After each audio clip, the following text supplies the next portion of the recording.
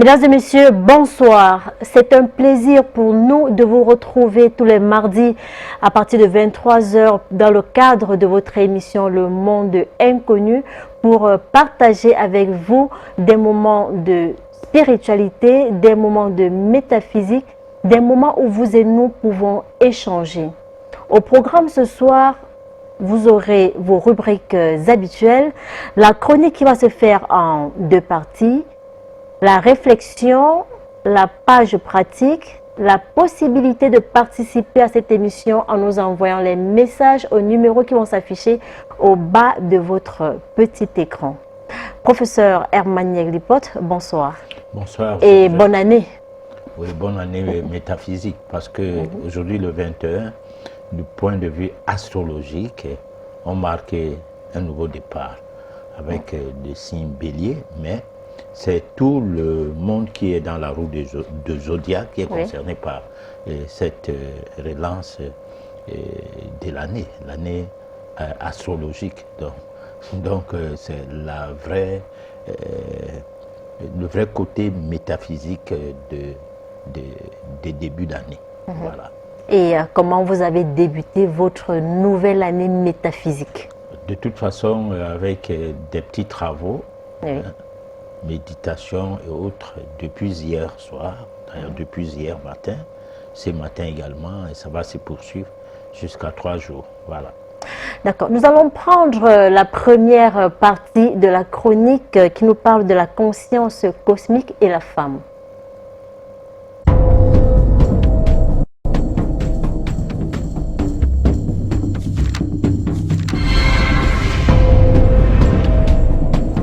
La conscience cosmique et la femme. Au cours de cette édition, nous allons examiner les arcanes qui permettent de décrypter l'univers comme concept, une sorte de représentation cosmique, un mythe en même temps. Il s'agit de faire suite aux questionnements relatifs à l'impact de la conscience cosmique, en vue de mieux s'expliquer sur la conscience féminine. À cet effet, la corrélation à mettre en place est celle qui permet de définir le statut de la femme dans la société mondiale en général, et dans la société africaine en particulier. Il s'agit de répondre à la problématique qui consiste à décrypter au mieux les valeurs classiques et occultes de la femme.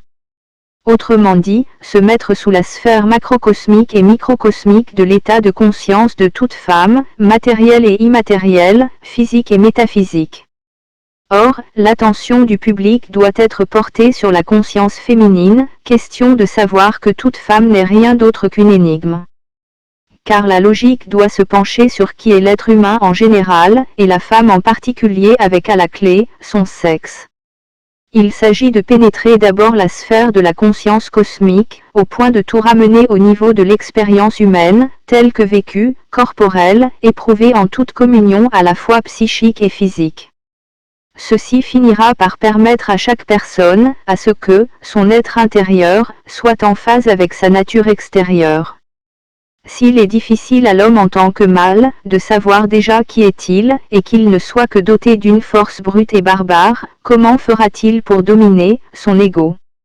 Mais au-delà de toute barbarie qui caractériserait chaque personne involuée spirituellement, les rapports entre l'homme et la femme, dans leur accouplement depuis toujours, sont demeurés souvent génocidaires.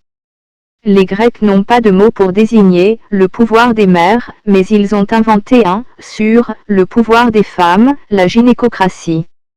Inéluctablement, on se rend compte de ce pouvoir à travers des mœurs dans certaines populations asiatiques et africaines, au point où, ici, les mâles font tout pour contenir ce pouvoir féminin. Un pouvoir qui se traduit par la domination occulte de la femme sur l'homme. On peut remarquer que, la gynécocratie, comme disaient les Grecs, a été effective, et s'est perpétuée pour longtemps.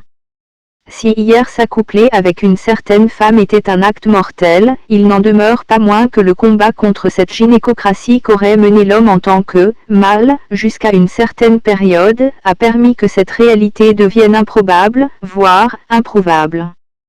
Parfois, on oublie même que devant la loi, la femme est l'égale de l'homme. Pourtant, elle est présente dans ses activités, en déesse. Son image est celle d'une reine, et évoque souvent la fertilité au foyer et épouse. caractérisée par la chasteté, la sobriété, l'assiduité, la frugalité, et parfois faisant acte à l'hygiène de vie, à la connaissance dans le domaine des affaires domestiques, elle finit par être dotée d'un tempérament d'une mère. Pour l'équilibre du couple, l'homme s'est mis à la recherche de la vraie femme. C'est-à-dire, une femme qui est consciente de son influence sur les hommes et sur le monde. Celle qui fait tout pour qu'en aucun jour, qu'il n'ait de lourdes conséquences sur sa progéniture, et qui sait prendre de bonnes décisions en sachant définir ses priorités. Une femme réfléchie. Eh bien, pour que l'homme et la femme parviennent à l'échelle de la conscience cosmique, ils doivent commencer par rechercher la conscience spirituelle. Car c'est grâce à la conscience spirituelle que chaque personne se rendra compte qu'elle n'est pas un simple individu, mais universellement, une entité parmi tant d'autres, faisant partie de l'immensité du système universel.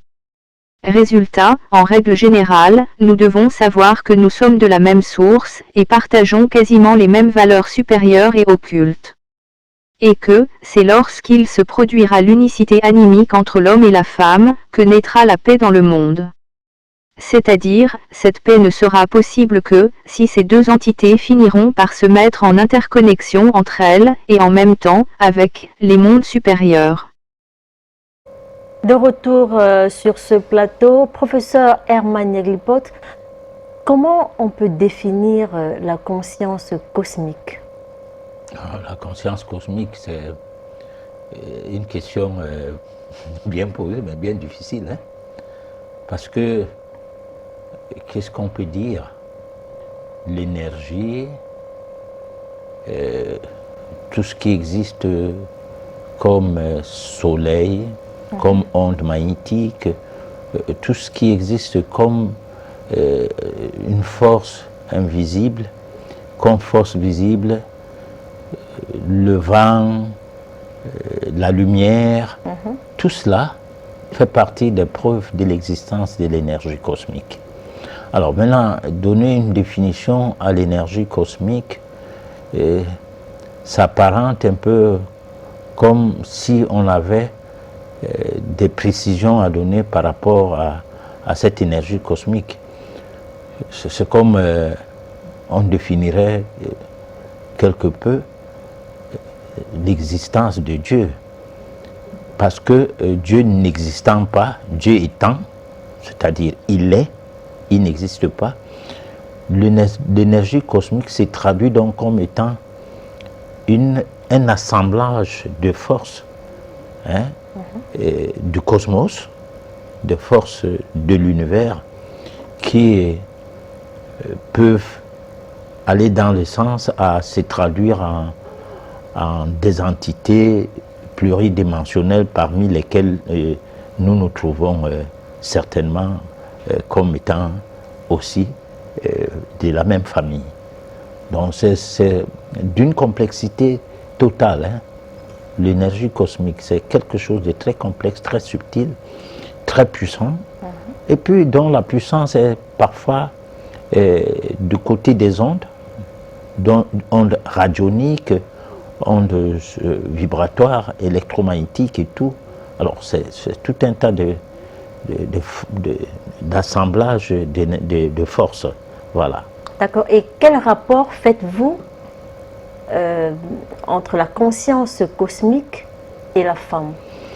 Bon, alors c'est que la femme, elle est la matrice. Oui. Pour l'homme. Parce que là, nous avons d'un côté le macrocosme qui représente cet assemblage. Et maintenant, de l'autre côté, le microcosme qui est un peu ce qui se traduit en des existences, parmi lesquelles l'existence humaine. Oui. Et dans cette existence humaine, la femme est la matrice, c'est-à-dire le creuset même de l'existence humaine.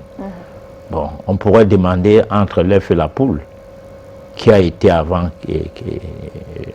l'autre.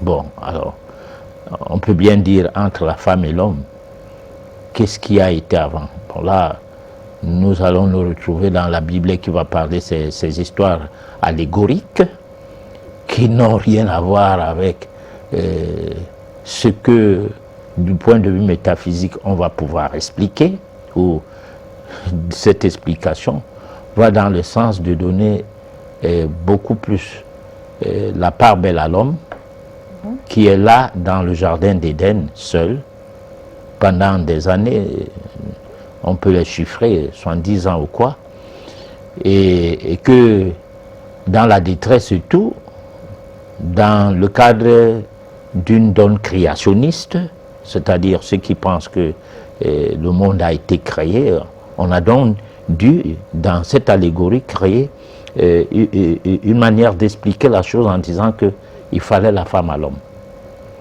Alors, et là, quand on voit cette histoire, hein, et on suit ça de près, la chute de l'homme vient avec cette femme que le Créateur lui donne, sans laquelle l'homme avec grand H, il n'y aurait pas eu de chute. Et ça, c'est une allégorie et qui a pris corps et qui fait partie de ce que la femme a été diabolisée au fil du temps.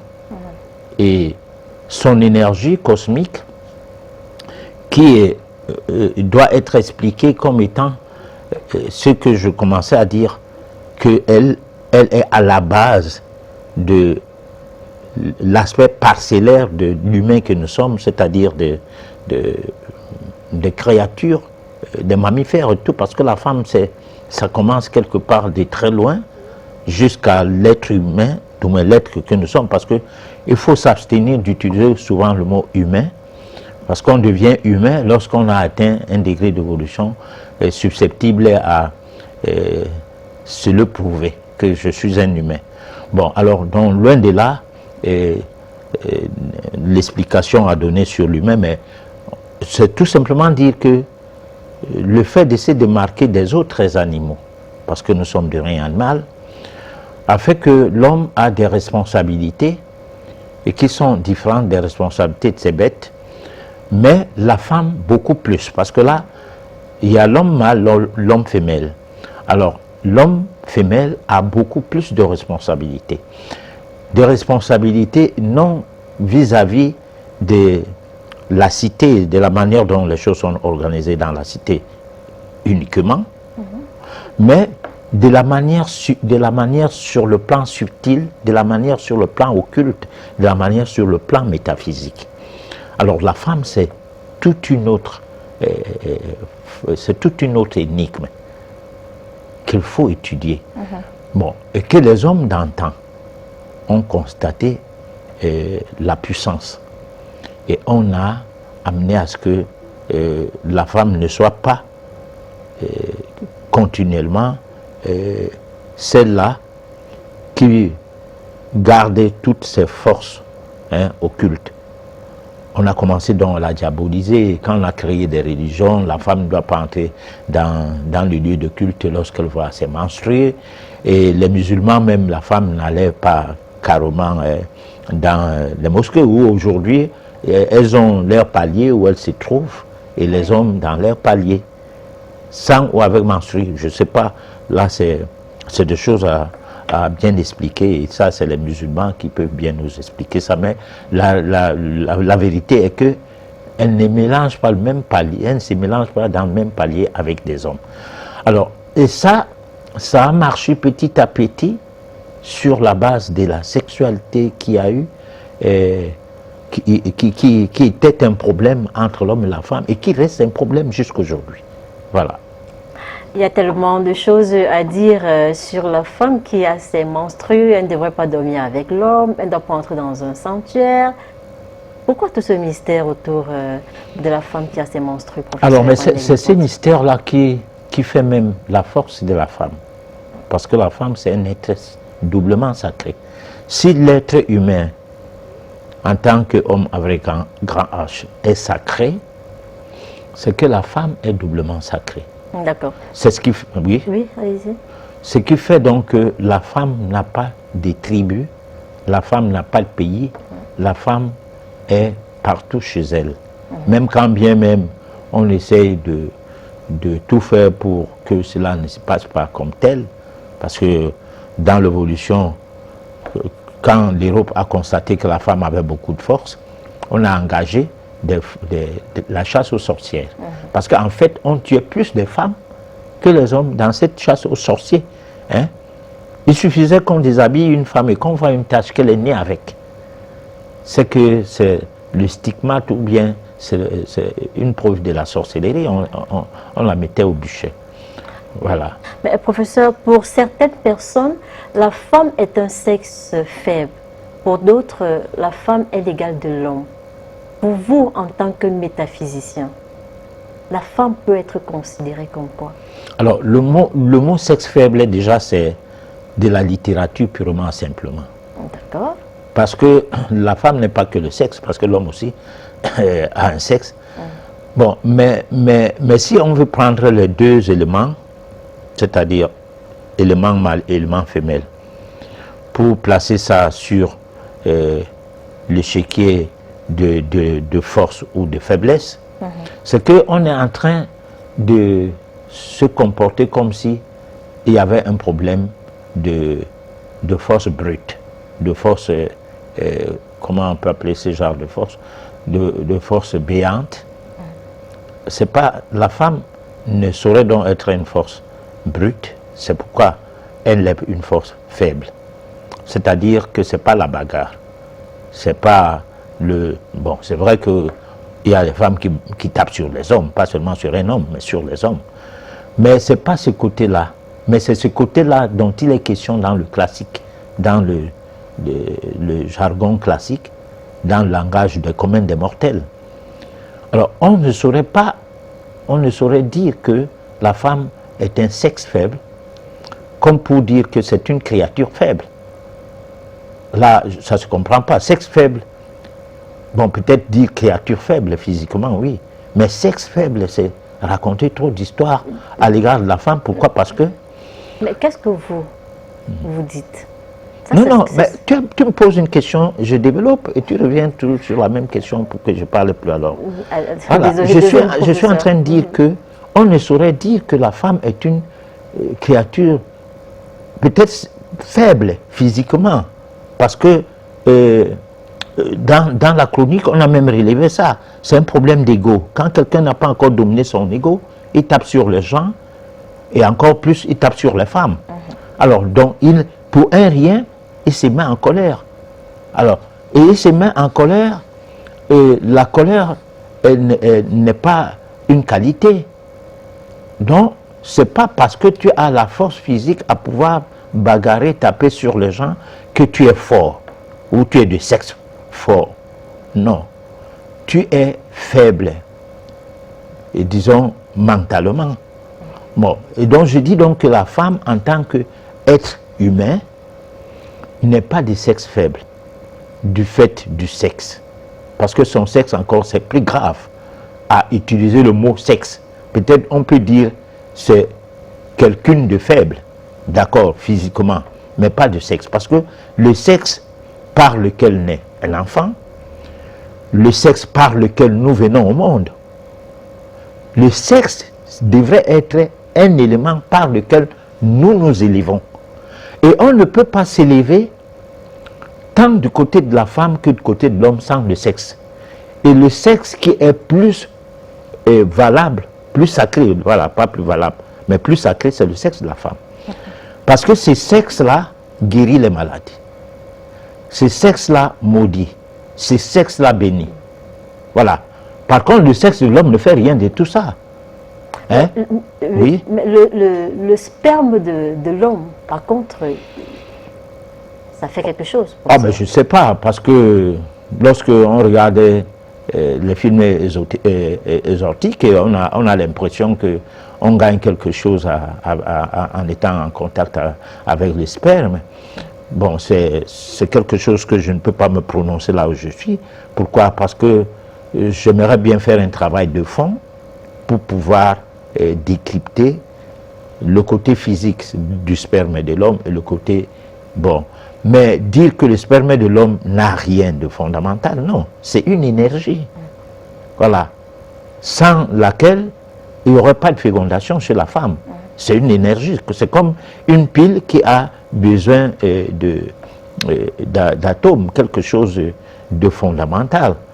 Mais dans un creuset, dans un endroit bien précis, parce que si cette énergie se retrouve en l'air, ça ne produira rien. Bon, il a été prouvé que on peut avoir les œufs sans le coq. Donc, je ne sais pas si on ne peut pas avoir aussi des enfants sans l'homme. C'est vrai que les in vitro, tout ça, on prend quand même le germe chez l'homme, mais autant le dire, peut-être qu'avec le temps, on aura peut-être des personnes qui sortiront des femmes, hein, et sans toutefois qu'il y ait l'homme. On ne sait jamais. Donc la femme, elle est d'abord là, avant que l'homme ne vienne, hein, accomplir certains rôles, certaines tâches dans l'accouplement. Voilà. Professeur, dans certains villages, il paraît que quand un chef ou alors un notable veut se marier, il cherche une femme sorcière qui sera la gardienne des lieux.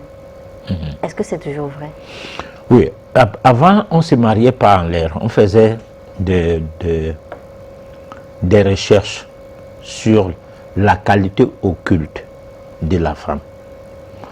Parce que dans le cadre des études karmiques que nous avons menées longtemps au cours de cette émission, il y a des femmes qui ne sont pas des femmes en fait, qui sont des garçons, qui sont des hommes. Même dans leur comportement, mais même dans la procréation, bon, elles peuvent procréer comme elles ne peuvent pas procréer. Ça ne veut pas dire que toutes les femmes qui ne procréent pas, c'est pas ce que je suis en train de dire, ne sont pas de femmes. Là, c'est un autre problème. Mais je dis, il y a des femmes qui ont une constitution physique identique à celle de l'homme, avec une seule différence, c'est qu'elles ont un sexe de femme. Mais le reste, elles sont robustes, elles ont toutes les caractéristiques et tous les attributs des garçons. Alors, donc, le problème se situe donc au niveau de est-ce que l'environnement dans lequel on est, les traditions de cet environnement obéissent à quoi, donnent quelle place à la femme et tout. Parce que la femme moderne, c'est une femme hybride. Elle n'a pas de sens, elle est plus versée dans le matériel que la femme traditionnellement parlant. Alors, donc, on a l'impression que, bon, si tu reviens un peu sur ta question, hein, parce que je perds un peu le fil, je vais vraiment répondre à cette question. Certains patriarches, ou alors certains notables, avant de se marier, font une étude, ou alors ils prennent pour épouse une sorcière qui est la gardienne des lieux. Je perdais un peu le côté là, j'ai commencé à expliquer ça. Alors donc, c'est que la femme avant était la personne qui allait protéger la famille. Même quand une personne avait plusieurs femmes, il y avait une femme qui était complice à l'homme par le biais de la force occulte que cette femme représente et par l'énergie protectrice qu'elle avait par rapport à ce foyer-là. C'est-à-dire que souvent, les hommes qui se mariaient à l'époque se couchaient derrière le lit et la femme se couchait devant. Et lorsque des combats de nuit sur le plan de la sorcellerie et tout venaient à vouloir avoir l'emprise sur l'homme, la femme prenait l'homme et mettait cet homme-là dans son sexe, lui cachait dans son sexe. Bon, et se mettait comme bouclier pour demander, vous cherchez qui, vous voulez quoi? Et on ne voyait pas son homme. Alors c'est comme ça qu'on s'est marié donc des femmes qui avaient ces pouvoirs-là. Et là, à partir, c'est pourquoi un peu à l'entame de mes propos tout à l'heure, je dis que le sexe maudissait, le sexe protégeait, le sexe soignait, le sexe de la femme beaucoup plus. Bon, je dis qu'avec le sexe de l'homme, bon, tu as relevé le côté du sperme de l'homme. Là, je je essaie d'expliquer que c'est juste une énergie, en quelque sorte. Ça n'a pas les mêmes effets que le sexe de la femme, hein, ou les effets identiques par rapport aux effets du sexe de la femme. Certaines personnes disent que le sperme de l'homme est un peu comme la salive. Avec la salive, on peut bénir, avec la salive, on peut maudire, professeur Emmanuel Lipote. Bon, j'ai dit tout à l'heure que n'ayant pas étudié de fond en comble, du point de vue métaphysique, et peut-être même physique aussi, je n'aborde pas des sujets. Parce que, en fait, je ne viens pas à cette antenne comme donneur de leçons. Je viens à cette antenne comme une personne qui relate certains faits, et qui sont des faits dont la société actuelle ne fait pas état. Hein? C'est-à-dire, nous sommes dans une société où boire la bière, manger, prier Jésus-Christ, prier Allah, prendre son petit déjeuner copieusement, avoir une jolie voiture, avoir des nanas et tout, ça c'est notre société actuelle. Bon, alors qu'il y a des petites choses qu'on remarque. Parce qu'après l'école commence comment? Commence dans la vie. Hein? Tu vois les chats, hein, qui bagarrent. Tu essaies de se poser la question que qu'est-ce qu'ils cherchent. Les chiens également. Tu vois les hommes qui se tapent. Tu te poses des questions, tu étudies. Et s'il n'y a plus un professeur, hein, qui lit un cours qui a été arrêté dans le programme des cours, hein, par rapport à un État, et dont les professeurs boudaient même ces livres-là. Et donc, ils doivent enseigner des choses dans un livre que ce n'est pas eux qui ont écrit. Ils ne savent même pas qu'est-ce qu'on a écrit comme ça. Hein, parce qu'ils ne sont pas d'accord, mais ils sont obligés. Donc, on est dans un environnement de réciteurs de cours. Et que c'est ça, l'université du monde actuel. Bon, pourtant, dans la nature, c'est une grande école. Hein? Lorsqu'on regarde les arbres, lorsqu'on regarde l'océan, lorsque les vagues, hein, on regarde le comportement des gens, et tout ça, on apprend beaucoup de choses. Lorsqu'on échange avec des personnes, dans l'envie de comprendre l'existence humaine, on apprend. C'est toute une école. Hein? Et puis, la femme a un rôle énorme dans cette école, parce que quand elle va faire un enfant, l'enfant doit croire d'abord à elle. Hein? Et c'est elle qui oriente l'enfant sur quoi croire, sur quoi ne pas croire. Et si la femme fait attention avec son bébé, hein, dès la naissance jusqu'à plus de 7 ans, hein, 7 ans, 14 ans, qu'elle fait attention avec son... C'est un monde qu'on gagne. C'est-à-dire, si toutes les femmes font attention, il n'y aurait pas de banditisme, il n'y aurait pas de coupeurs de route, il n'y aurait pas de microbes, il n'y aurait pas de guerre, il n'y aurait pas. Mais c'est parce que, à la base, la procréation se fait sans la sacralité de la femme. Et par la suite, c'est la débandade. Voilà. Professeur Emmanuel Lipote, comment reconnaître une vraie femme? La vraie femme est celle qui veut gagner la confiance de sa progéniture d'abord déjà, qui a pris le sacrifice sur lui et sur elle, pardon, par rapport à la procréation. C'est-à-dire que une vraie femme, toute petite, pense au mariage, toute petite. Ses jouets sont les bébés. Ses jouets ne sont pas la voiture ou les fusils. Non, ses jouets sont le bébé. Hein? Ses jouets, c'est les ustensiles de cuisine. Hein? Oui. Ses jouets, c'est quelque chose qui va dans le sens de fonder une famille. On a essayé de circonscrire ça ici.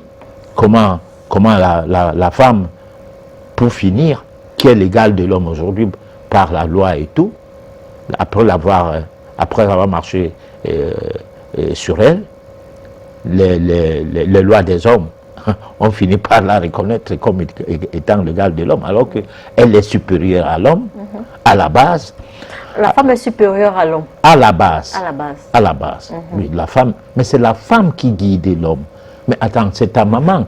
Mais attends, tu dois avoir fait que des garçons. Pas comprendre non, cela, tu dois avoir fait des garçons. Oui. D'accord?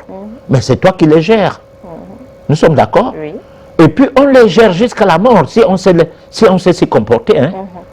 Alors, si chaque femme gère un garçon. Mais il gère un président de la République, il gère un roi, elle gère un président de la République, elle gère le monde finalement. Hein? D'accord. Bon, mais maintenant, c'est pas ça. C'est que, par moment, la femme, on lui a dit créature faible psychologiquement, elle s'est rendue faible. Sexe faible. Elle s'est rendue faible. Elle a perdu le nord. Bon, il y en a qui font du bruit, des réclames de l'émancipation. Mais attends, quand tu dis que tu es émancipé, ça veut dire que tu sais que tu n'étais rien avant. Maintenant, tu es émancipé. Tu ne peux pas être émancipé maintenant, alors que tu l'es depuis. Okay. C'est comme les Noirs qui pensent que certains, quoi, c'est maintenant qu'ils peuvent faire égal avec les Blancs, parce qu'ils ont fait les mêmes écoles, ils avaient plus de notes et tout. Mais attends, l'école ne représente rien dans la vie d'un individu. L'école n'a jamais rien fait d'intérêt. Bon, attends, on a les iPhones, on a tout ça là. C'est pas l'école. Mais professeur, est-ce qu'aujourd'hui, vous pouvez avoir un bon poste de travail sans les diplômes? Et quand tu as un bon poste de travail, après la retraite, tu veux quoi? Vous aurez économisé, vous aurez nourri votre famille. Et après? Vous aurez construit une belle maison, vous aurez bon, vous aurez assuré votre retraite. Vous aurez il y a tellement de choses à dire. Vous aurez juste votre famille. Steve Jobs, qui a fait iPhone, c'est combien de familles qui vivent de ça aujourd'hui, sans avoir été à l'école? Beaucoup de familles, professeur. Mais c'est ça. L'école te limite dans l'égoïsme, dans la ruse, dans la malhonnêteté.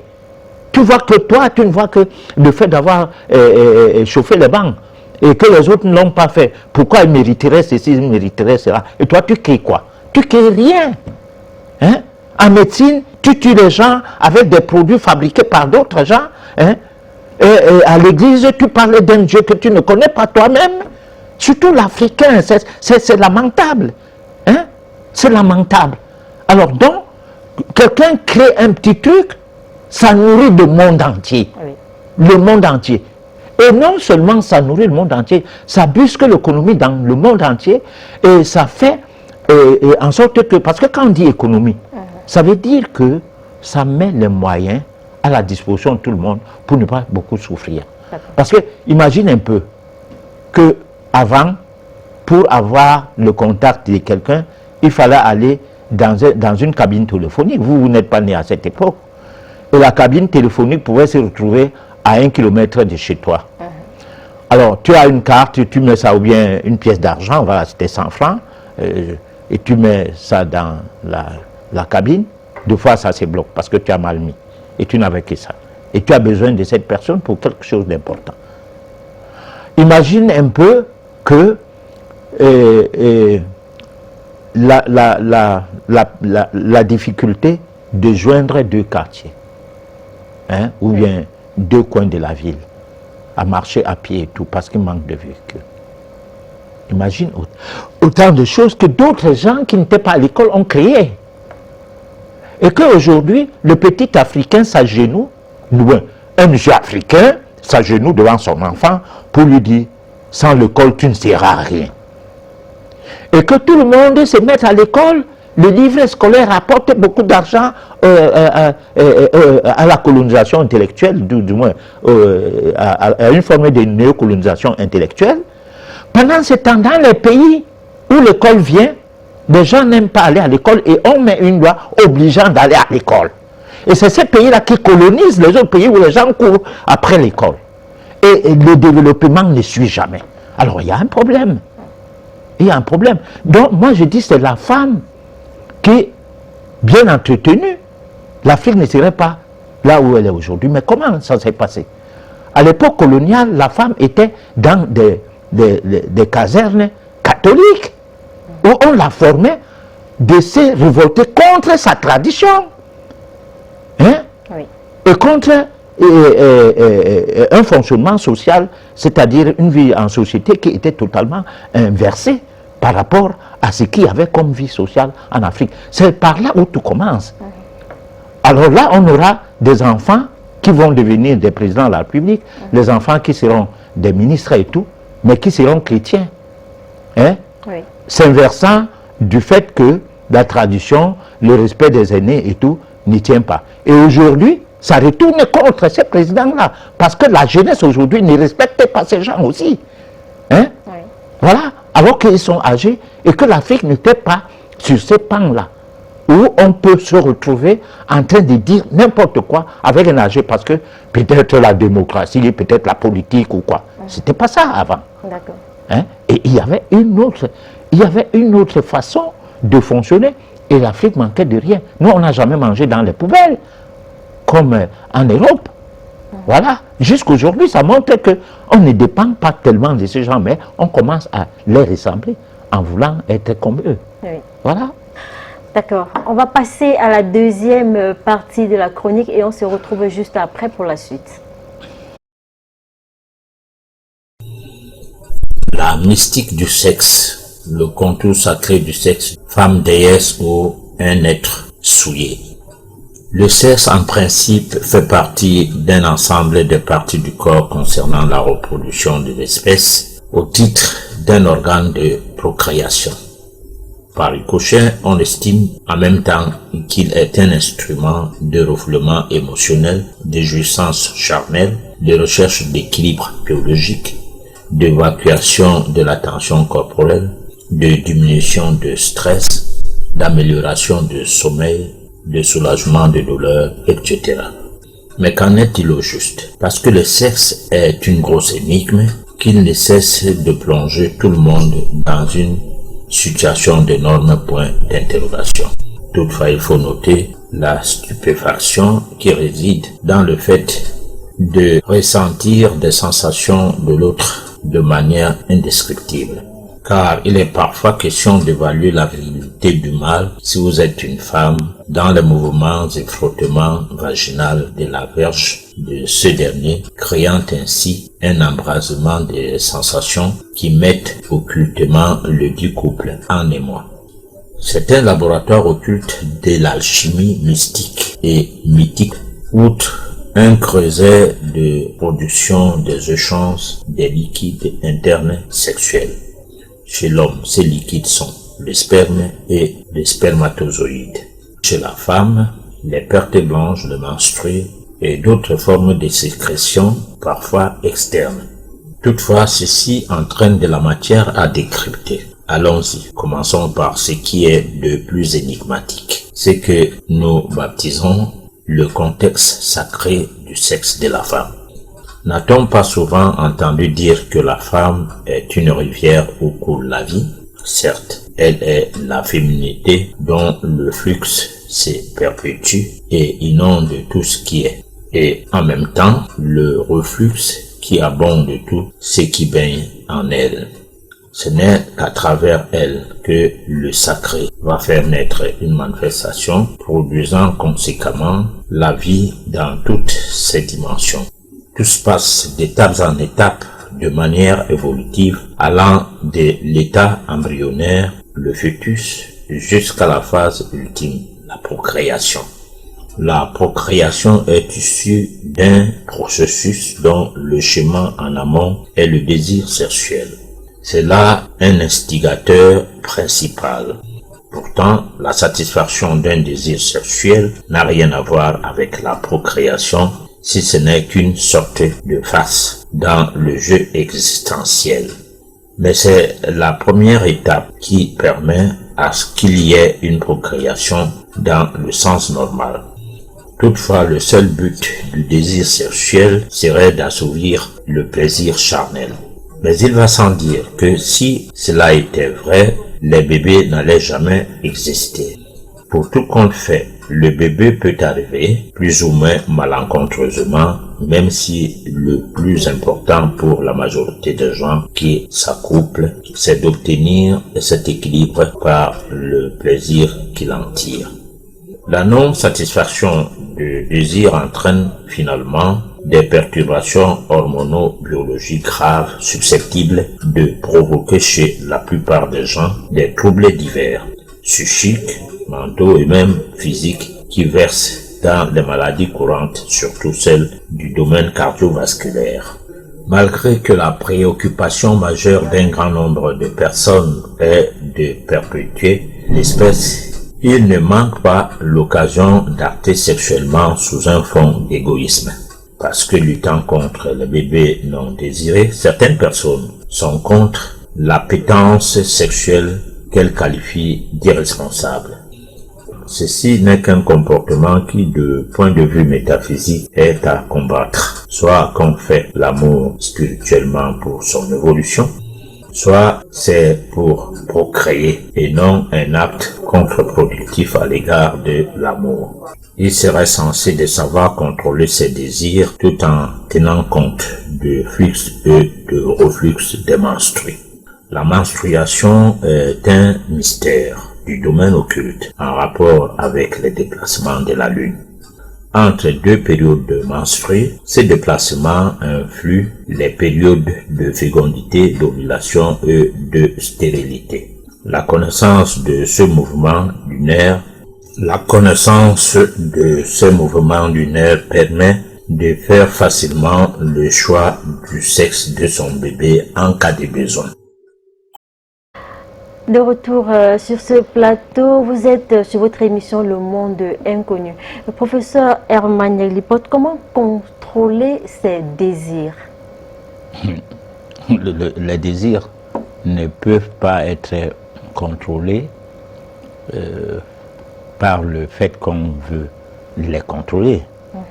Les désirs peuvent être contrôlés par le fait qu'on a évolué, on peut dire métaphysiquement, parce que je ne veux pas dire spirituellement, parce que j'ai toujours considéré la spiritualité comme étant un chemin qui permet à ce que, par les voies de méditation, qu'on puisse se retrouver en train d'aller vers sa divinisation. Comme pour dire qu'au-dedans de nous existe les divins, mais qui sommeillent, qu'on peut appeler l'être intérieur qui sommeille. Alors maintenant, quand on a le désir par rapport à quoi? Par rapport à l'être intérieur ou par rapport au corps charnel. Alors c'est donc là qui commence l'étude de comment contrôler ses désirs. Ce n'est pas une histoire de trop prier pour que Jésus-Christ ou bien Allah te donne la force de t'abstenir, encore que s'abstenir parfois n'est pas commode. J'entends par l'incommodité du fait de contrasser. Contrasser parce que quand on s'abstient, on fait comme si on contrassait. Et là, j'appellerai à l'attention de ceux qui nous suivent, pour leur montrer qu'on ne peut pas se contrasser, c'est-à-dire se permettre à jouer à ces jeux-là sans toutefois qu'il n'y ait pas rupture. Parce que si vous prenez un œuf, alors vous prenez le côté qui est plus petit et le côté qui est plus grand, vous mettez ça entre vos deux mains comme ça là, vous tenez à casser l'œuf là, vous ne pourrez pas. Alors on ne peut pas biologiquement bagarrer contre les reflux et les flux de son énergie biologique qui est en rapport avec l'énergie cosmique. Donc on doit jouer sur une carte d'entraînement. Nous allons aborder ça dans les émissions futures, de comment contrôler l'énergie qui circule dans nos chakras, c'est-à-dire si on peut trouver, si on peut expliquer qu'il y a l'énergie subtile qui fonctionne comme l'énergie, disons, physique, parce que la circulation du sang, ça s'est fait physiquement, c'est-à-dire on peut du moins on le prouve aujourd'hui, pas qu'on peut le prouver, que le sang circule. Contrairement au deuxième siècle de notre ère, lorsque Galien, qui est le père des pharmaciens, disait que le sang ne circulait pas. Pourtant, on faisait de lui un grand scientifique. Bon, alors, l'énergie aussi circule, et ça, c'est canaux, ça, son réseau. Alors, il faut donc savoir comment contrôler, du moins, embraser les deux formes de circulation d'énergie d'un côté, hein, de la circulation de l'énergie d'un côté, de la circulation du sang de l'autre côté, pour faire l'homme que nous sommes. Oui. Voilà. C'est en essayant de comprendre toutes ces choses que le mauvais côté de notre vie, hein, peut être maîtrisé, parce que ça nous permet d'avoir l'éveil spirituel en nous facilement, et avec cet éveil spirituel, nous ne sommes plus à la merci de ces mécanismes biologiques et autres. Hein. Parce que quand la salive s'est fait rare dans la bouche, il y a un problème. Oui. Alors lorsqu'il y en a un peu de trop, il y a un problème. Hein. Donc c'est la même chose. Lorsque le besoin sexuel arrive, il y a un problème lorsqu'il est un peu de trop. C'est comme si tu avais trop de salive dans ta bouche. Voilà. D'accord. Lorsqu'on a une relation intime avec une personne, on fusionne avec son énergie, professeur. Alors, comment procéder à une purification physique, mais aussi spirituelle, lorsqu'on ne veut pas garder l'énergie de son partenaire? Alors là, c'est une question essentielle. Hein? Voilà. C'est une question essentielle. Alors, mais cette question va dans un sens assez complexe. Pourquoi? Parce que, je donne un exemple banal. Vous êtes une femme, oui. Plusieurs personnes vous draguent, personne ne vous dit rien. Une certaine personne, plusieurs personnes vous draguent pendant un mois. Vous êtes là dans la chasteté. Vous n'avez pas envie de faire l'amour, vous ne vous masturbez pas, il n'y a rien. C'est-à-dire, c'est comme si le côté sexe n'existait plus en vous. Vous vaguez à vos occupations. Si vous êtes ménagère, vous faites vos travaux ménagers tranquillement, vous n'avez pas de problème. Et puis, un jour, paf, un certain monsieur, hein, ne se peine même pas à trop vous draguer. Ou bien alors, quelqu'un vous a dragué, vous avez même oublié son existence, refait surface, et puis paf, vous vous mettez ensemble. Alors maintenant, vous voulez vous purifier. Alors, parce que par la suite, c'est quand même pas quelqu'un de digeste. C'est pas une bonne personne, c'est-à-dire moralité. D'ailleurs, sur le plan physique, du moins comportemental, c'est quelqu'un qui a une mauvaise réputation, qui fait des choses qui ne sont pas, qui sont très catholiques et tout. Alors donc, vous dites, mais attends, qu'est-ce que j'ai fait?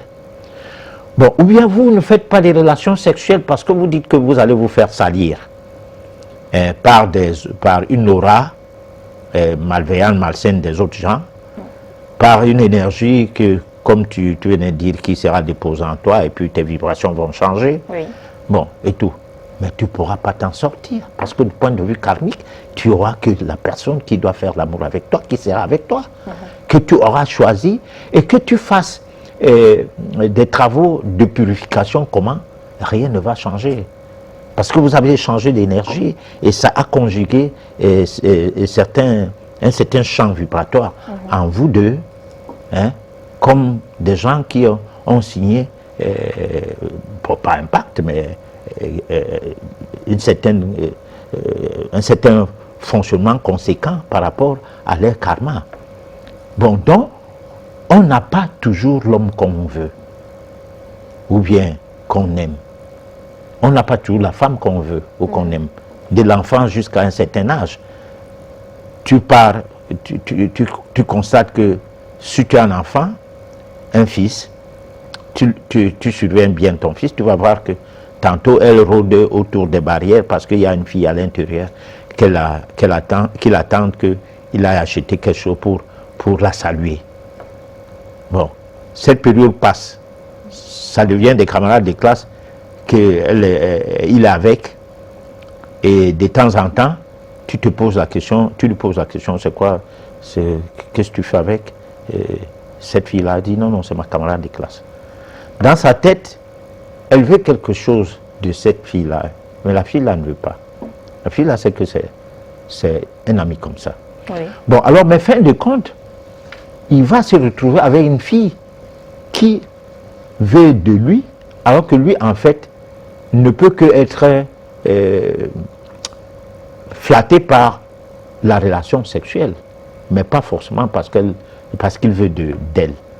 Donc, il y a des situations qui sont telles que c'est la nature seule qui explique ça. Hein? C'est la nature. C'est un peu difficile à comprendre, professeur. Parce que l'harmonie de la famille, par exemple, vient des femmes qui restent fidèles à leur mission de gardienne de la vie et de la famille, professeur. Alors, imaginez ce mari infidèle qui ramène tout le temps des énergies négatives à la maison. Comment elle fait en ce moment? Alors, il n'est pas prouvé qu'une femme qui est fidèle à son homme et qui est toujours à la maison a un bon foyer.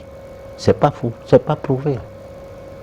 Parce que c'est son état d'esprit, c'est son charisme karmique, hein, et dans le relationnel qu'il y a entre tous les deux, qui fait le bon foyer.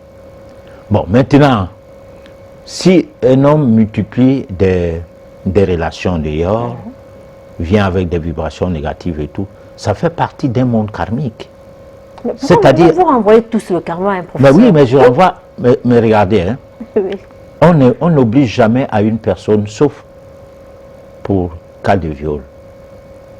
Je renvoie pas tout. Je crois qu'on a mis longtemps ensemble pour expliquer qu'est-ce que c'est que le karma.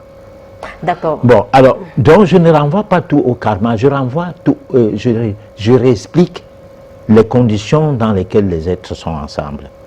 Parce que vous vous retrouvez dans une voiture qui va faire l'accident, hein? Vous mourrez d'accident, c'est quoi? C'est le karma. Ah non, mais je ne crois pas, parce qu'on renvoie tout au karma. Hein? Donc, c'est la même chose que... vous justifiez l'infidélité de l'homme par le karma. Mais non, même de la femme par le karma. Moi je connais des hommes il veut que sa femme couche avec tous les hommes, mais pourvu qu'à 18 h, qu'elle soit à la maison. Et il va se mettre à l'aise avec elle, sans toutefois tenir compte qu'elle sort d'où. Donc pourquoi les femmes défendent seulement les intérêts des femmes? Non. Il y a des femmes qui ont trimballé les hommes 25 ans, 23 ans de vie. Hein?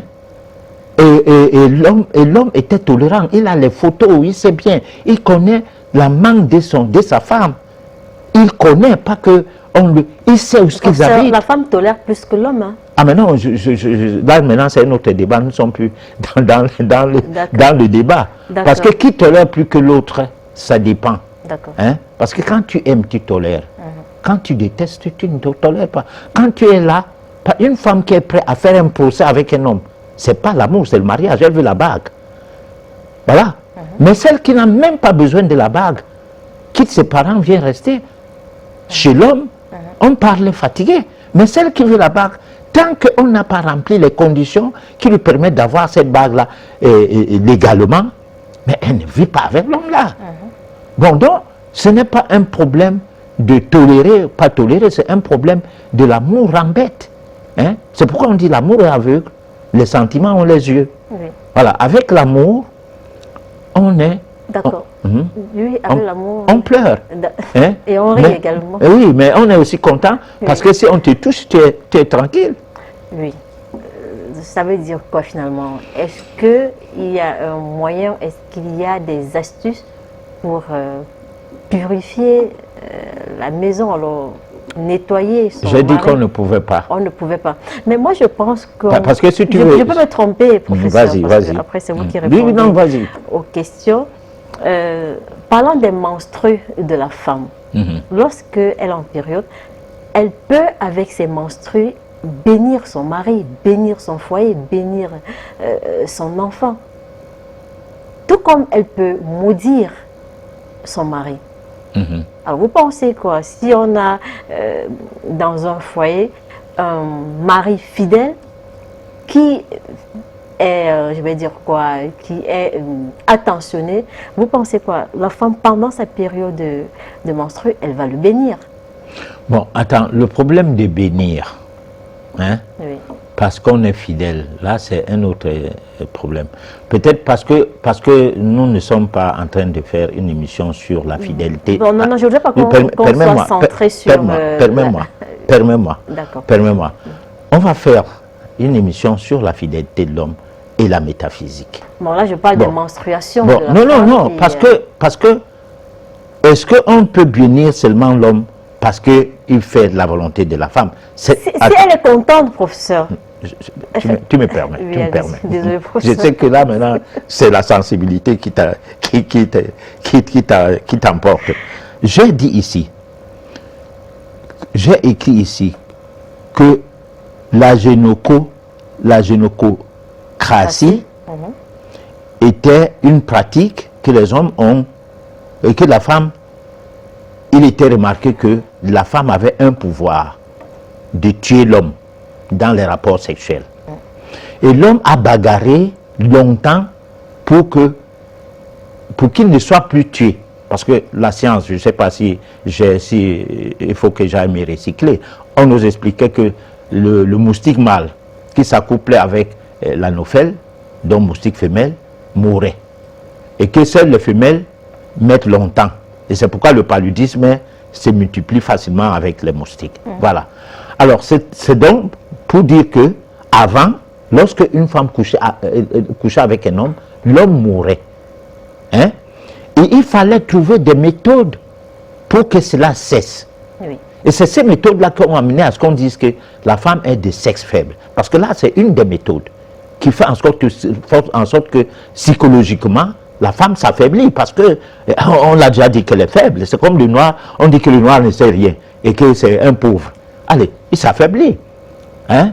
Bon, il ne sait pas la différence qu'il y a entre un pauvre blanc qui mangeait dans la poubelle et lui qui a son repas tous les jours. Bon, et qu'on dise qu'il est pauvre. Bon, donc je dis que le véritable problème, ce n'est pas la fidélité. Là, on va travailler sur ce dossier. Parce que si nous ne travaillons pas sur ce dossier de manière occulte, nous rentrons dans les débats que nous suivons dans la télé régulièrement. D'accord, je pose la question autrement, professeur.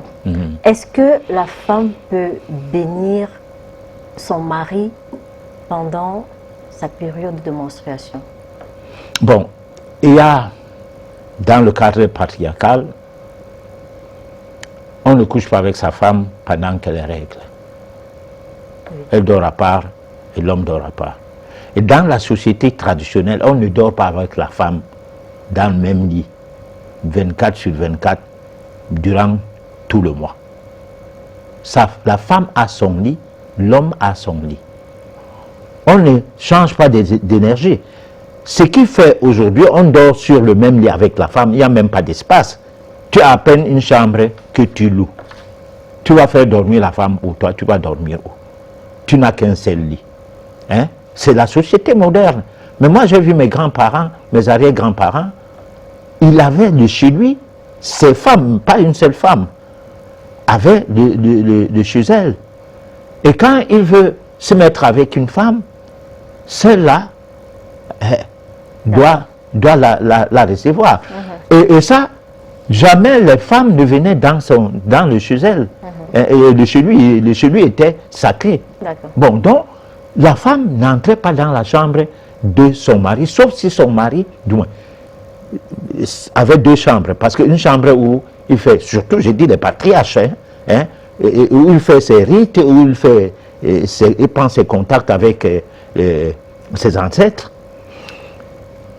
Et il y a une chambre à coucher à part là, sa femme pouvait venir dans sa chambre. Encore qu'on ne faisait pas des lits, pour dire qu'il y avait les matelas, les draps et tout. Hein? Non, il n'y avait pas ce genre de lit.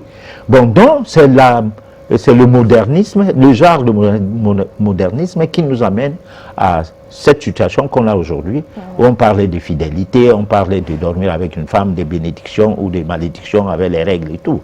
Voilà. D'accord, on va prendre la réflexion.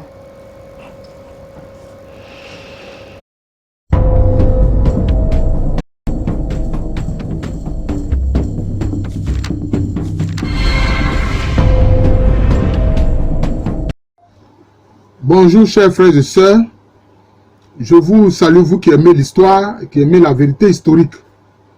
Alors, cette vidéo, je l'intitule « La puissance du sexe de la femme en Afrique ». Alors, ce qui m'amène à faire cette vidéo, c'est que quelquefois on entend dire en français, hein, dire du sexe de la femme, le sexe faible. Or, les peuples kémites, les peuples africains, ne considèrent pas le sexe de la femme comme le sexe faible. Bien au contraire, pour eux, c'est le sexe qui est puissant. C'est le sexe qui est fort. Pourquoi? Parce que, pour les peuples africains, le sexe de la femme est un sexe. Quand elle se sert pour maudire, cette malédiction est imparable. Partout en Afrique noire, c'était comme ça.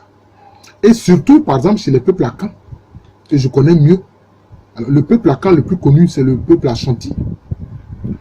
Il était interdit formellement à la femme d'user de son sexe pour maudire. C'était interdit, on lui interdisait ça. Quelle que soit sa colère, elle ne devait pas utiliser son sexe pour maudire.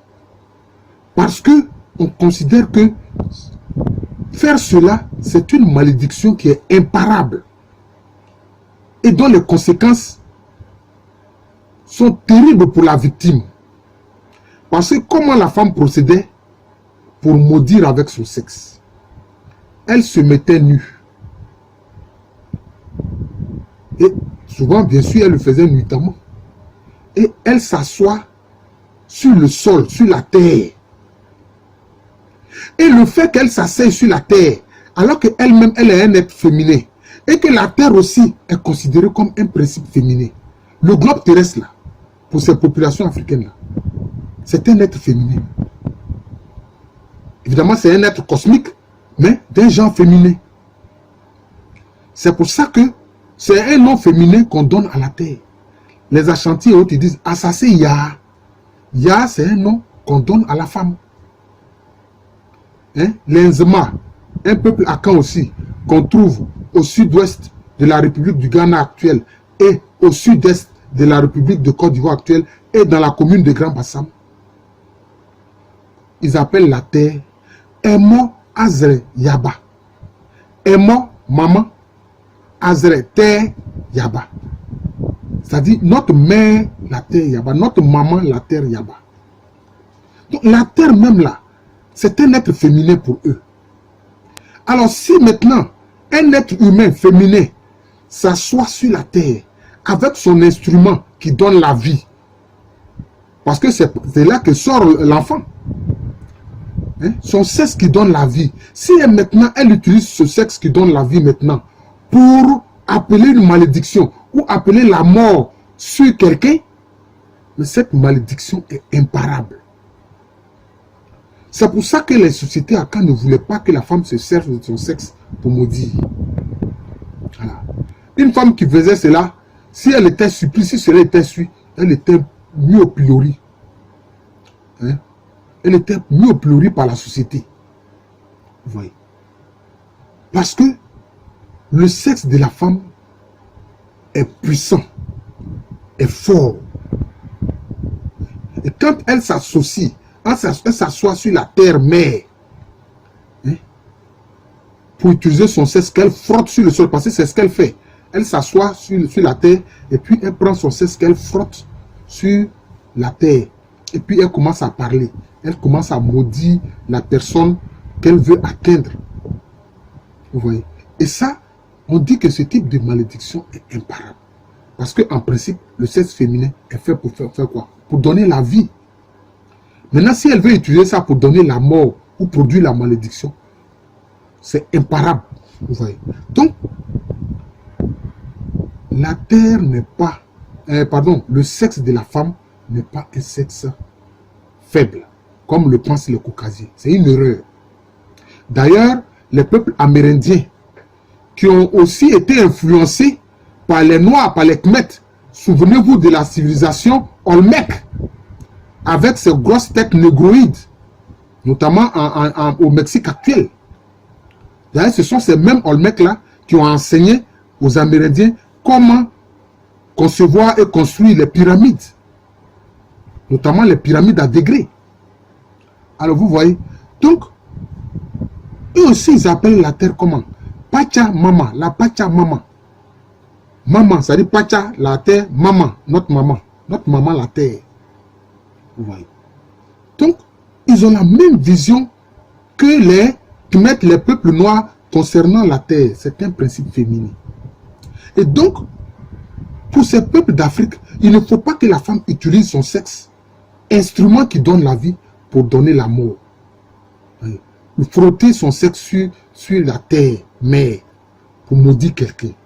Donc, la terre est un être féminin. La femme étant un être féminin, si elle utilise son sexe, son vagin, pour maudire, c'est imparable. Ça va pas vous rater, ça va vous toucher.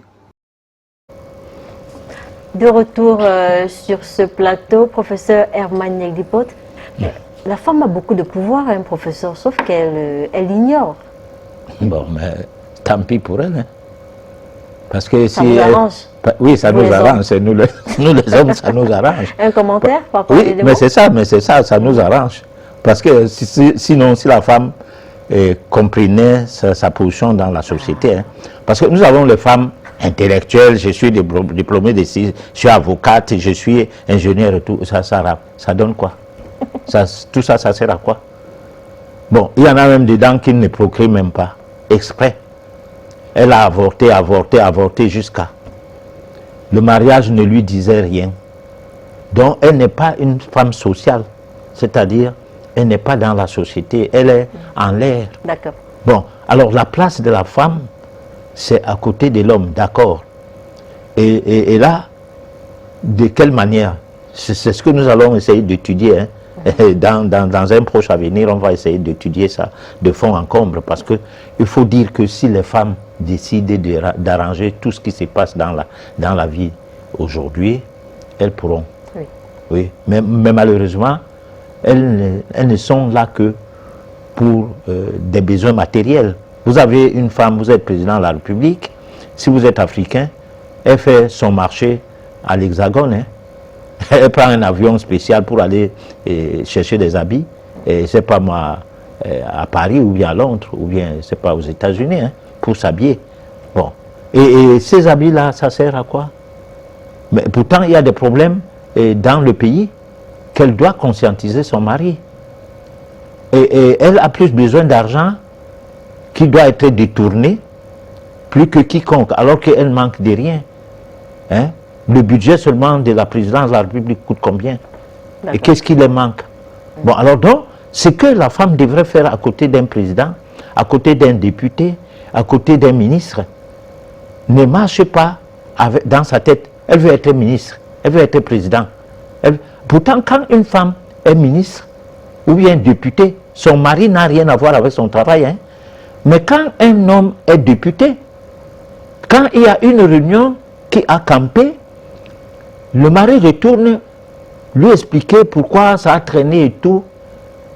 Et puis, c'est la femme, tôt le matin, qui lui dit, bon, tu me racontes toutes ces histoires-là, est-ce que je peux te donner mon avis?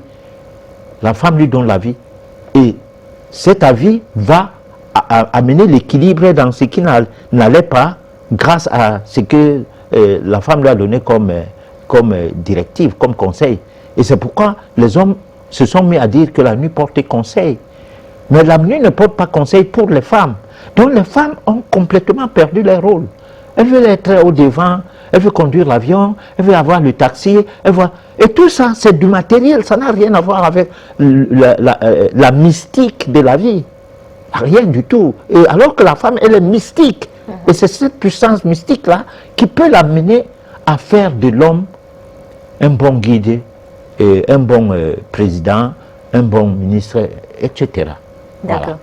Nous allons prendre la page pratique et on se retrouve juste après.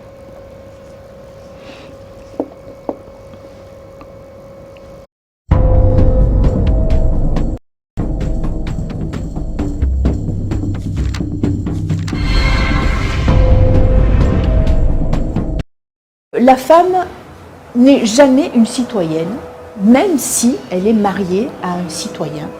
Le terme citoyenne n'existe pas. Hein.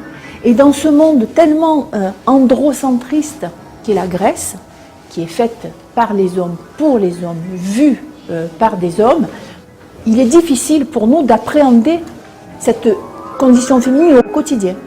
Les images sont trompeuses.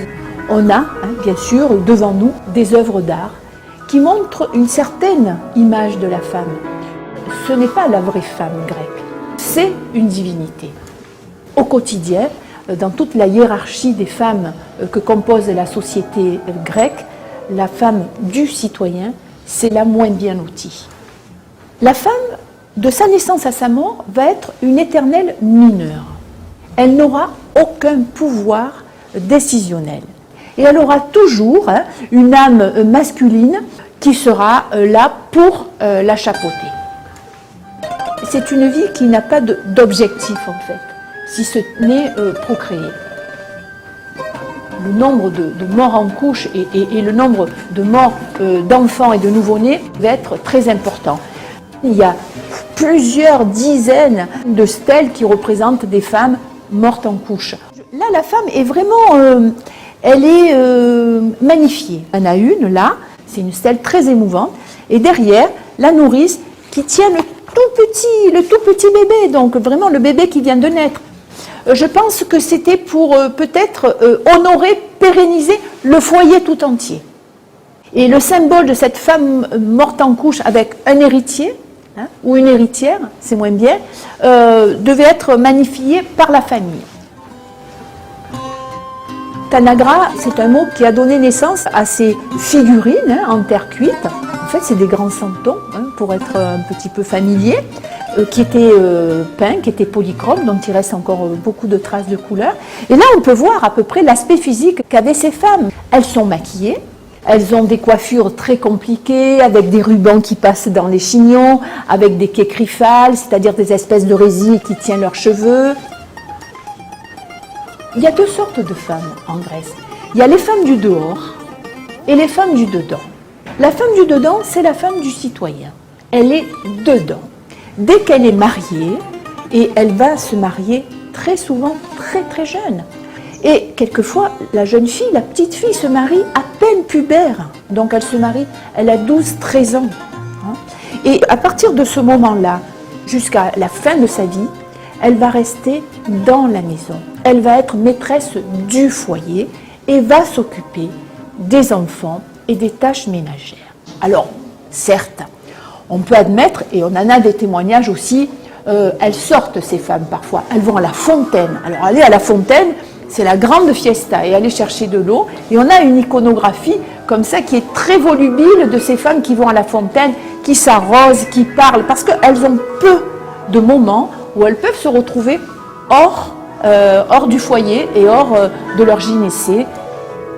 Et dans la catégorie des femmes du dehors, il y a les étaïres. Les étaïres, ce sont des métèques, donc un parent qui est citoyen, l'autre qui ne l'est pas, qui est barbare.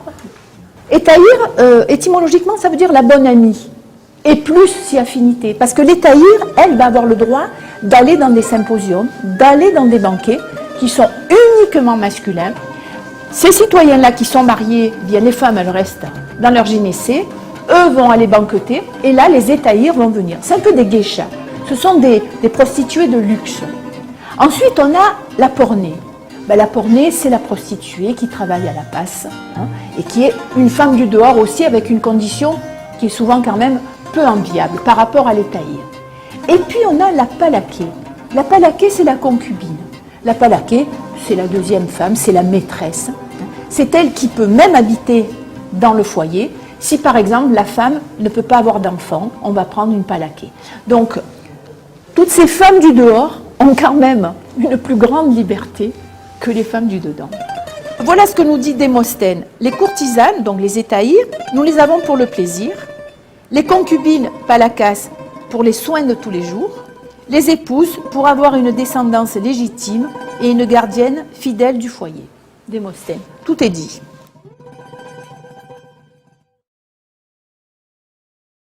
De retour sur ce plateau, chers téléspectateurs, c'est votre moment. Vous avez la possibilité de nous envoyer les messages au numéro qui s'affiche au bas de votre petit écran. Nous allons prendre le SOS téléspectateur.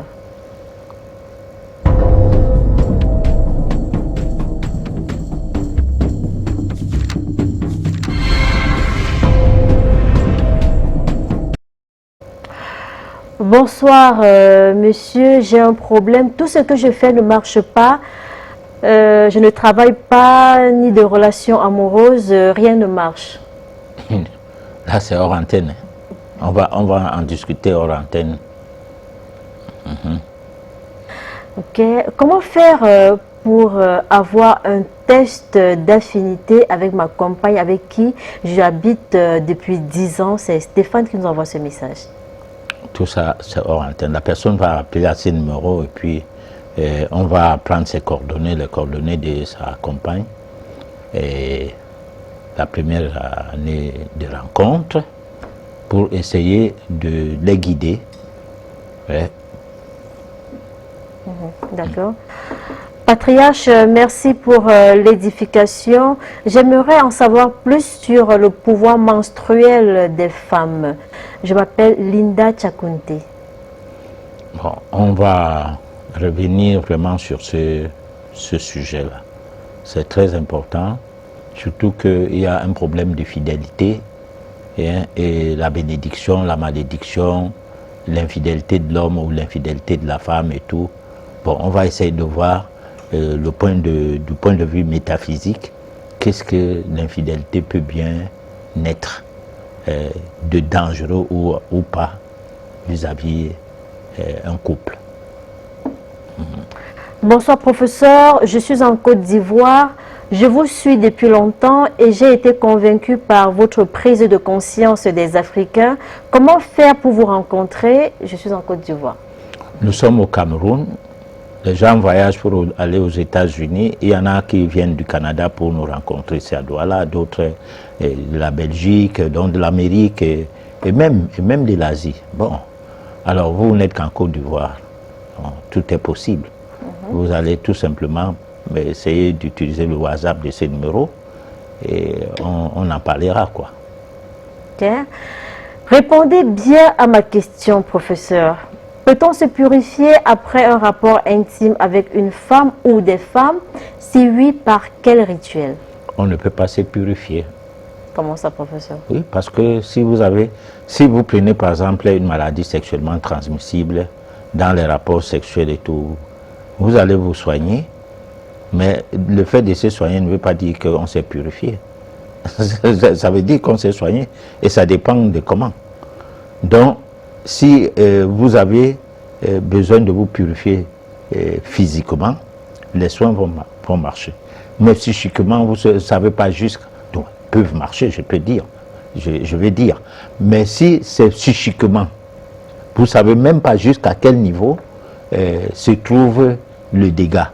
Alors, résultat, vous allez faire peut-être des rituels, des cérémonies de purification et tout, d'accord, mais on ne saura pas, peut-être en faisant des voyances, il faut que la voyance d'abord déjà au départ dise de quoi il est question, pour savoir dire maintenant qu'on s'est purifié en faisant un rituel. Donc c'est une question complexe. C'est pourquoi j'ai dit tout à l'heure que nous allons essayer de travailler sur la sexualité dans le sens de l'infidélité. Qu'est-ce que, du point de vue métaphysique, ça peut bien produire. Voilà. Juste rappeler que les numéros le numéro de téléphone affiché au bas de l'écran, c'est réservé uniquement aux SMS. Les appels se font hors antenne. Bonsoir professeur, je veux savoir, on dit le bébé fille porte beaucoup la chance que le bébé garçon, que dites-vous? C'est Tezala Armand à Manguier et depuis Yaoundé. Oui, la tradition, c'est elle qui dit ça. Moi, je ne peux pas dire le contraire parce que j'estime que je n'ai pas beaucoup expérimenté le sujet, mais sauf que une petite expérience m'a amené à comprendre que c'est vrai. C'est vrai parce qu'un homme qui fait son premier enfant, un garçon, ça ne sera pas facile pour lui, même pour la femme, par la suite. Voilà. Nous avons ce message de Ateba depuis Ebolova. Alors, lorsqu'un moustique vous suce le sang, il va faire quoi avec ce sang humain? C'est la nourriture. C'est comme tu manges un porc. tu vas faire quoi avec sa viande? Donc le moustique suce ton sang et il s'est nourri. Sauf que quand elle en boit trop, il ne peut plus voler. Donc on ne peut pas s'envoler, il va attendre à ce qu'il digère. Et des fois, il n'arrive pas à digérer. Et lorsque tu te tournes au lit, tu l'écrases. Et c'est pourquoi souvent, les draps ont les taches de sang causées par la mort des moustiques. Professeur, comment pouvez-vous dire que le sexe de l'homme a moins de valeur que celui de la femme lorsqu'on sait que le sperme de l'homme est comme une graine de maïs et celui de la femme le sol? C'est dans la graine qu'il y a la vie. Oui, je l'ai dit qu'il y avait une énergie vitale. Et j'ai dit qu'on peut avoir les œufs sans le coq. Bon, donc je ne sais pas, quand je n'ai pas fini de faire les recherches dans un domaine, je ne tire pas des conclusions. Je n'ai donc pas tiré des conclusions, j'ai bien posé la base du problème, la problématique étant de continuer à faire des investigations. Voilà. Comment faire Veuillez éviter d'appeler, s'il vous plaît. Appelez hors antenne. Pour le moment, vous pouvez envoyer les messages.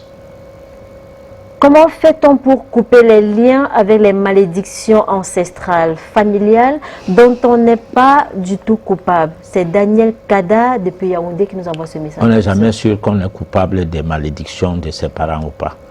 La preuve, si ton père a laissé une maison, tu ne vas pas couper les liens avec... qu'il a arraché le terrain des gens, il a conçu une jolie maison, il a eu même le titre foncier et tout. Tu ne vas pas chercher la famille là pour dire venez reprendre votre maison, qu'on change même qu'on mute le titre foncier à votre nom. Bon, maintenant quand c'est les malheurs qui s'abattent sur soi, on a besoin de couper les liens. Hein, c'est comme la colonisation, tout ce que les colons ont pris ici et tout en Afrique, ça les a profité aujourd'hui.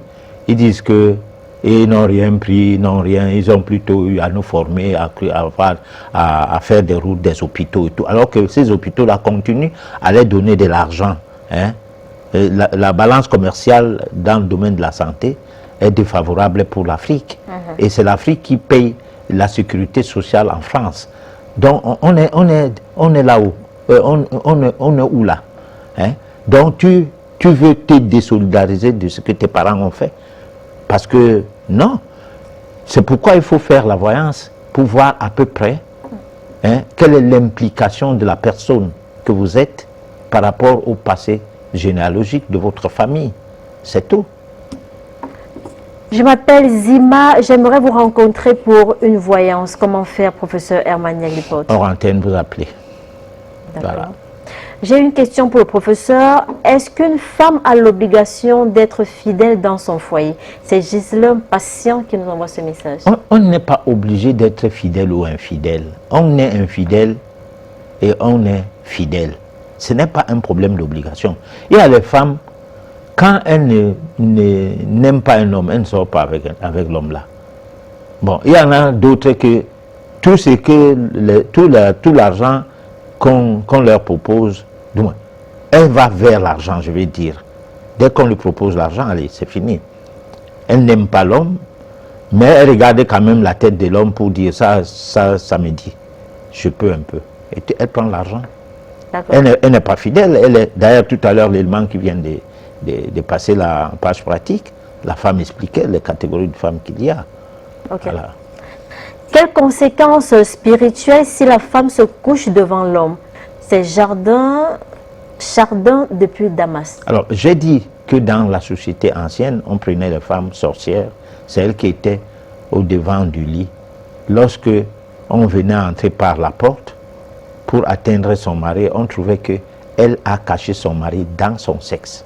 Et on ne voyait pas le mari. Et ce n'était pas une conséquence, au contraire. C'était une forme de protection. Donc, elle disait, mon mari, vous le voyez où? Il est où? Alors, personne ne voyait son mari, parce que son mari est caché.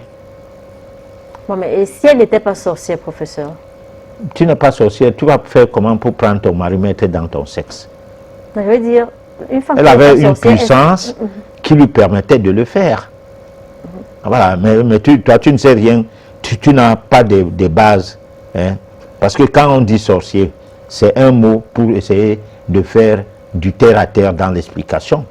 Elle avait un pouvoir occulte qui lui permettait de protéger son mari à travers son sexe. Voilà, mettons le mot sorcier à côté. Voilà. Ok, ça veut dire quoi? Normalement, l'homme doit se coucher devant pour protéger la femme. Oui. Ok, et la Mais là, nuit... nous sommes dans le classique. Oui.